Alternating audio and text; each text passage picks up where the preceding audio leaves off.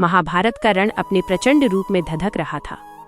रक्त, रथ और रणभेरी के बीच कौरवों की पराजय दुर्योधन के हृदय में अग्नि बनकर जल रही थी। क्रोध से व्याकुल होकर वो भीष्म पितामह के शिविर में पहुंचा और कटु वचनों के बाण चलाने लगा। उसने आरोप लगाया कि पितामह के हृदय में पांडवों के लिए मोह है, इसलिए वे पूरी शक्ति से युद्ध नहीं कर रहे। इन अपमानजनक शब्दों ने गंगापुत्र के हृदय को आहत कर दिया। उनकी आंखों में तेज प्रज्वलित हो उठा। उन्होंने अपने तरकश से 5 स्वर्ण बाण निकाले और दृढ़ स्वर में प्रतिज्ञा की, कल सूर्य अस्त होने से पूर्व मैं 5 पांडवों का वध कर दूंगा।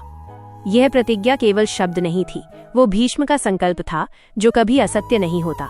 उधर जब श्री कृष्ण को इस प्रतिज्ञा का ज्ञान हुआ तो उनके गंभीर मुखमंडल पर भी चिंता की रेखाएं उभर आईं। वे जानते थे यदि भीष्म ने ठान लिया तो पांडवों का बचना असंभव है। रात्रि का समय था। आकाश में घनघोर काले बादल छाए हुए थे। वर्षा जैसे पृथ्वी को भिगोकर अपने दुख को व्यक्त कर रही थी। ऐसे समय श्री कृष्ण द्रौपदी के पास पहुंचे और मधुर किंतु दृढ़ स्वर में बोले, पुत्री, अभी मेरे साथ चलो। द्रौपदी ने बिना प्रश्न किए उनके चरणों का अनुसरण किया। चारों ओर घना अंधकार, ऊपर से मूसलाधार वर्षा और मार्ग में कीचड़। उस कठिन पथ पर चलते हुए द्रौपदी की लकड़ी की खड़ाऊं चप चप की ध्वनि कर रही थीं। श्री कृष्ण ठिठक गए। उनके नेत्रों में करुणा और सावधानी का संगम था। उन्होंने धीमे से कहा, पुत्री, इन खड़ाओं को उतार दो। द्रौपदी ने संकोच किया, परंतु अगले ही क्षण उसने देखा स्वयं भगवान ने उन कीचड़ से सनी खड़ाओं को उठाकर अपने पीतांबर में लपेट लिया। ये दृश्य केवल सेवा नहीं था, वो प्रेम था, वो भक्त के प्रति भगवान का समर्पण था। वर्षा की गर्जना और रात्रि का सन्नाटा उनके गुप्त पथ के साथी बने। बिना किसी को ज्ञात हुए वे भीष्म पितामह के शिविर तक पहुंच गए। उस समय ब्रह्म मुहूर्त समीप था।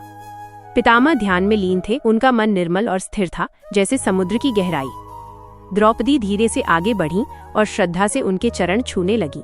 अचानक स्पर्श से भीष्म के मुख से आशीर्वाद फूट पड़ा, अखंड सौभाग्यवती भव।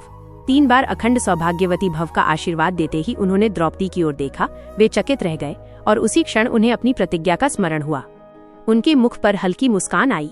वे समझ चुके थे ये लीला किसकी है। भीष्म पितामह ने द्रौपदी से कहा, कहाँ है वो? तब श्री कृष्ण मुस्कुराते हुए शिविर में प्रवेश करते हैं। भीष्म पितामह ने श्री कृष्ण से कहा, आपने मेरी प्रतिज्ञा तोड़वा दी माधव, अब मैं भी आपकी प्रतिज्ञा तोड़वाऊंगा।